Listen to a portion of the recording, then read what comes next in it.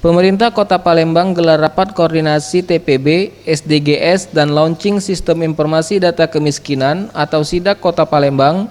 dengan tema program sholat subuh berjamaah dan gotong royong sebagai lokomotif percepatan pembangunan daerah berkelanjutan dan kesejahteraan masyarakat Kota Palembang di Convention Center Hotel Arya Duta.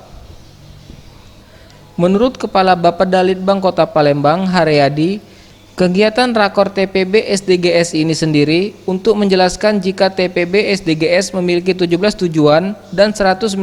target dengan prioritas pembangunan yang ada seperti penanggulangan angka kemiskinan.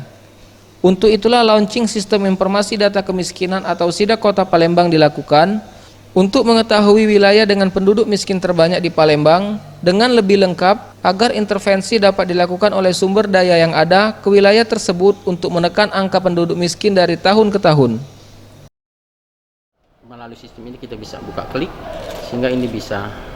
diketahui. Nah, dengan diketahuinya begitu, maka harapannya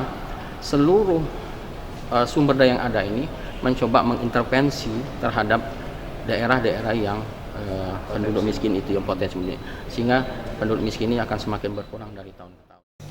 Sementara dalam kaitannya dengan program sholat subuh berjamaah dan gotong royong sebagai lokomotif percepatan pembangunan daerah berkelanjutan dan kesejahteraan masyarakat Kota Palembang adalah dana yang ada di tengah masyarakat baik dari kas masjid maupun musola dapat dimanfaatkan dalam membantu perekonomian warga yang dinilai kurang mampu,